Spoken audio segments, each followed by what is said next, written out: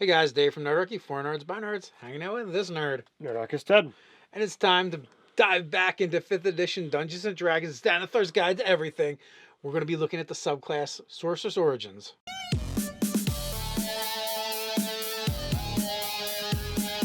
Jump down to the description below where you can sign up for Nerdarchy the newsletter, get weekly gaming tips, as well as learn how to game with us.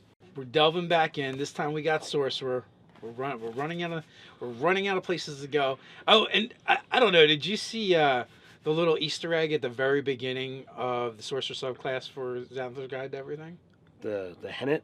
Yeah, Hennet from Third edition. From third edition, one of the iconic Skyrim of Tiamat. Also, we were very fond of the Dungeons & Dragons PSAs, and Clinton Boomer is Hennet, so he's also in industry, he's a writer, so that's kind of funny. I've been trying to get him on the show. I'm like, can you dress as Hennet? And so you guys, if you guys aren't familiar, he would basically wear like this S&M type like harness when he would play the character of Hennet, so it's kind of funny. So as always, there's things to boost or, flavor your character. So you've got arcane origins, you've got, reactions. This is the reactions of others. You've got a supernatural mark and the sign of sorcery. Yeah, so the origins is basically kind of like, well, what happened when you got your powers? Reactions is, how do people react to you when you got your powers? Very much, these guys, they made them like mutants, essentially, from Marvel. And then the supernatural marks, actually, I think it's a cool idea. I just didn't like the marks they gave. Right. I thought they were a little weak sauce, and I would recommend using that, but coming up with your own, because I think you guys can come up with cooler ones. And then the sign of sorcery, I think, is pretty cool, and it gives you some flavor to kind of work with. Yeah, the only problem is if you're like, if you like the subtle meta magic a lot, you're like, Well, so then if that's your cup of tea, then you just don't do that. Yeah, obviously, but I'm just saying. Jumping back to the arcane origins for a second, saw this one of like you were made in a vat by an alchemist. Oh, yeah. That to me is like, I want to do that now. The clone, yeah. Well, you remember the Finderstone trilogy back in the day? Yeah. When it was a bunch of clones for, I think it was Alice was the name of the character, or Alias. Alias. And, like, she had a bunch of clones, essentially. And she was also a badass, because when they started her, she was straight 17. And she also had Dragon Bait. Can't go wrong with Dragon Bait. All right, so we go on to the origins. Now, there's the Divine Soul, the Shadow, and the Storm. And because the Storm is a reprint, we're not going to get into that one. Yeah, we've literally done that one twice. One is on North Arcana, and one as the Sword Coast Adventures guide. Of that, I'm positive. So we're going to jump right into Divine Soul. The first thing you get is Divine Magic. So your link to Divine allows you to learn spells from the Cleric spell class. So anytime you essentially get a spell, you can choose to take it from the Cleric's list. But not only that, when you first start off at first level, you have an Infinity. And that Infinity is powered by either your alignment, essentially. So it's either good, evil, law, chaos, neutrality. So good, you get cure wounds. Evil, you get inflict wounds. Law is bless. Chaos is bane. And neutral is protection from evil and good. Now, you had the Divine Magic in the UA, except now you get those affinity spells. They didn't exist before. So that's a new addition. Yeah, I guess there was even an earlier incarnation, I think, on the Divine Soul as well, Favored Soul. They did one way back when, and it was even different than that. Like, they had a spell list, and you just got those spells as well, which is probably a little bit too strong compared to the other sorcerers. So, as always, it's just sorcerer. So you start getting your stuff at first level. Divine Magic is there. Then you also get favored by the gods. Starting at first level, Divine Power guards your destiny. If you fail a saving throw or miss with an attack roll, you can roll 2d4 and add the total to your total, possibly changing the outcome. Once you use this feature, you can't use it again until you finish a short or long rest. This is word for word, exactly as it appeared in the UA. And it's a strong ability. It's a good ability. It's an ability that kind of pisses us off if we like the Chaos Sorcerer, because they get a die 4 and it's very freaking expensive. And 2 die 4 that resets on a short rest. Yeah, that's good. That can really change the numbers for you. But the Chaos Sorcerer, he can use it as long as he has points. Right. But it's expensive. Right. Empowered healing. But wait, before we go further, They had an ability that doesn't exist anymore at first level. Hmm. They used to have supernatural resilience, similar to the Draconic Origin getting that +1 hit point. They used to get it. They don't get it anymore. No hit point for you. No hit point for you. Okay, so we also have empowered healing. Starting at 6th level, divine energy courses through you. You can empower healing spells. Cool. Whenever you or an ally within 5 feet of you rolls dice to determine the number of hit points a spell restores, you can spend 1 sorcery point to re-roll any number of those dice once, provided you aren't incapacitated. You can use this feature only once per turn. This is an entirely a rewrite. It has nothing to do with what's there. It used to be called Blessed Countenance. You got to be more beautiful, youthful, kind, or imposing, and double all proficiency modifiers on charisma checks. Yeah, this is a little different than that. This is really useful because you can use this with you can use this with any healer in your party as long as you happen to be standing next to the person being healed or are the person. You can be like, all right, let's make that better. So otherworldly wings, you get this at 14th level. You can use a bonus action to manifest a pair of spectral wings from your back. While the wings are present, you have a flying speed of 30 feet. The wings last until you're incapacitated, you die, or you dismiss them as a bonus action. The infinity you choose for your divine magic feature determines the appearance of the spectral wings. Eagle wings for good or law, bat wings for evil or chaos, and dragonfly wings for neutrality. I like the fact that they're spectral wings because other things that have the ability to manifest wings is like, oh, if your armor isn't made for it, then your wings you can't use them. So this is entirely spectral. But we're also talking about a class that doesn't wear armor. So True, but if you whatever. Otherworldly wings, again another complete rewrite. It used to be called Divine Purity. You used to gain immunity to disease, poison damage, and the poison condition. Oh wow, I'd rather have that. So I think it's a a bit of a nerf, but I think there's nothing to me that says, okay, well, I'm going to give you all of that stuff. What does being divine have to do with poison? 18th level, we get their capstone ability, Unearthly Recovery. You gain the ability to overcome grievous injuries. As a bonus action, when you have fewer than half your hit points remaining, you can regain a number of hit points equal to half your hit point maximum. Nice. Once you use this feature, you can't use it again until you finish a long rest. Word for word, exactly the same. Strong ability to be able to get back half your hit points. That's potent. The toughest part is judging when you're low enough. You're like, all right, it's time.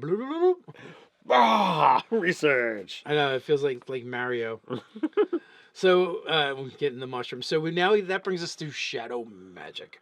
So shadow sorcerer quirks is the first thing we see, and this is like basically what I think we saw in the UA. Yeah, the quirks were there before, and they just lifted that right up and put it in here. Perfect. So then we get to our first level abilities. Eyes of the Dark. Starting at first level, you have dark vision with a range of 120 feet. And when you reach 3rd level in this class, you learn the darkness spell, which doesn't count against your number of sorcery spells known. Great. In addition, you can cast it by spending 2 sorcery points or by expending a spell slot. If you cast it with sorcery points, you can see through the darkness created by the spell. Now, this has been tweaked majorly. The dark vision used to be 60 feet. You didn't learn the spell. You could cast darkness for 1 sorcery point and be able to see through it. So it's somewhat good, somewhat bad. It costs 2 sorcery points to cast it and allow you to see through it, or you can just use your spell slot and cast it. But you also didn't have to wait till 3rd level. But you're getting that 120-foot range too as well, which is pretty nice. That is good stuff. So next, that brings us to Strength of the Grave. Starting at first level, your existence is a twilight state between life and death. Makes you difficult to defeat. When your damage reduces you to 0 hit points, you can make a charisma saving throw, DC 5 plus the damage taking. Well, it says on success. Instead, you drop to 1 hit point. You can't use this feature if you are reduced to 0 hit points by radiant damage or a critical hit. After the saving throw succeeds, you can't use this feature again until you finish a long rest. You're a zombie, sort of. So for this one, they added that you can use it once per long rest. It used to be all the time. Yeah, I kind of feel like it was better as all the time. I mean, you have to make a saving throw anyway. If you take a lot of damage, chances are you're probably going to miss the saving throw. You get to a certain point, and it's like no big deal to take 20 plus points of damage, and that at that point, that saving throw is going to be very hard for you to make. So next we have Hound of Ill Omen. At 6th level, you gain the ability to call forth a howling creature of darkness to harass your foes. As a bonus action, you spend 3 sorcery points to magically summon a Hound of Ill Omen to target one creature you can see within 120 feet of you. The Hound uses the Dire Wolf statistics from the Monster Manual, of course, with the following changes. The Hound is size medium, not large. It appears with a number of temporary hit points equal to half your sorcerer level. Nice. So when you're summoning it, gets 3 extra hit points. It's not that fantastic, but I guess it's something. It can move through other creatures and objects as if they were difficult terrain. The Hound takes 5 force damage if it ends its turn inside an object. At the start of its turn, the Hound automatically knows its target's location. If the target was hidden, it is no longer hidden to the Hound. The Hound appears in an unoccupied space of your choice within 30 feet of the target. Roll initiative for the Hound on its turn. It can move only towards its target by the most direct route and can use its action only to attack its target. The Hound can make opportunity attacks, but only against its target. Additionally, while the Hound is within 5 feet of the target has disadvantage on saving throws against any spell you cast. The Hound disappears if it is reduced to 0 hit points, if its target is reduced to 0 hit points, or after 5 minutes. So there's a lot of stuff there, and almost all of it is the same. The only thing that's changed is they added the half the sorcerer hit point level as a bonus. Okay. So nice itty bitty little bump, but when you're 20th level, the thing's got 10 extra hit points. Not certain that's going to greatly change the course of it. It's only a dire wolf, so it's not like it's a, what is that, like a CR1 or something. So as you level up, it's not going to be that big deal. The biggest part about this thing is it can find your enemy, and the fact that it grants you advantage, it grants it disadvantage on saving throws when it says next one. That's kind of a big deal. Yes. So next that brings us to Shadow Walk, and this is, I think, one of the best abilities that you get. At the 14th level, you gain the ability to step through one shadow into another. When you are in dim light or darkness, as a bonus action, you can magically teleport up to 120 feet to an unoccupied space you can see that's also dim light or darkness. There's no limit on this ability. It's just a bonus action. 120 feet. Not bad. 120 feet, you can always teleport as long as, it's dim light or darkness. Nice. And that's what you got before. So, like I said, I think it's one of the strongest abilities you get as the Shadow Sorcerer. I agree. Starting at 18th level, we're going to get Umbral Form. You can spend 6 sorcery points as a bonus action to magically transform yourself into a shadowy form. In this form, you have resistance to all damage, not bad, except force and radiant damage. And you can move through other creatures and objects as if they were difficult terrain. You take 5 force damage if you end your turn inside of the object. You remain in this form for up to a minute. It ends early if you're incapacitated, if you die, or if you dismiss it as a bonus action. All right, so they added the non-resistant to radiant damage. It used to be just force, and they put the caveat in that you come out of the form if you're incapacitated, die, and that you can come out as a bonus action. It used to be it lasts a minute. So next up brings us to Storm Sorcerer, and as we've said, we've covered that one previously several times, so you can look for that stuff on the channel if you want our take on that one. And now we spin the table around, and we look at it as villainous characters. Yeah, I think with Sorcerer it's really easy because pretty much anyone can end up being a Sorcerer, right? You're just that dude, but you have extra powers, so any bad guy can technically also be a Sorcerer. But is there a way to use, these in particular because of their origins? I think there is. I mean, the favorite soul, you've pissed off a deity and he sent an agent against you. His agent happens to wield his power, and he's a divine, he's a divine soul. So the fact that the class options specifically call out, you want to be evil or you want to be chaos, these are the things that you wind up getting. Okay, well, this is great. This is how I can twist them. and you're going to be able to transform an adversary into one of these things. You've got the ability to add these fun stuff to the game. I'm pretty excited about being able to have a spellcaster that's got these wings that appear when it wants, and be able to pull out these spells, and be an agent of, whatever divine force you need it to be. Yeah, essentially, has your party pissed off a god somewhere along the way, this is the guy that might come after them for it.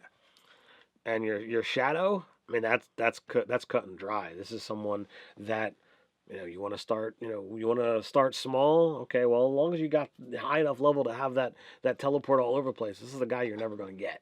He's always got an out. He's going to be difficult as long as he can call forth some darkness to hide in. Okay, well, they know. All right, well, every time he's caught, he disappears. So, like, this could be a master thief, and he's using magic to do so, but everyone thinks he's just that good. Mm-hmm. But I also see this could be an agent from the Shadowfell. If you have enemies from the Shadowfell, this being someone would make sense. I could also see a connection between possibly undeath as well with these guys. I mean, they kind of have the zombie ability anyway. Walking around with, shadows and wraiths and what have you. So it's almost like it might complement a necromancer nicely as well. So definitely, Shadowmancer the Shadow Sorcerer is really easy to turn into a villain. Your Storm guy, this could be, someone around the islands, someone on a pirate ship. The Storm one, I would definitely go with a pirate theme, whether it's the ship's mage or whether it's the ship's captain, or if you could even tie it to a god of storm if you wanted to go that route that the party has kind of pissed off. Or this would be another good one, like say you want to do something like a storm giant sorcerer origin. This would fill in nicely for that as well. You could definitely do something with that. Or maybe you have a storm giant you're using and you want to slap sorcerer on top of them. The storm sorcerer would be a natural fit. Absolutely. So, I mean, off the top of our head, I think that's just a handful of ideas. I'm really digging. I might have to use that at some point, the Storm Sorcerer, Storm Giant. I think that would be a lot of fun, because just in case the Storm Sorcerer wasn't tough enough already. So what do you guys think? Are you diving into Xanathar's guide? Let us know what you think down in the comments below. While you're down there, don't forget to like, share, and subscribe. You can check us out over on Facebook. So until next time, Stay nerdy.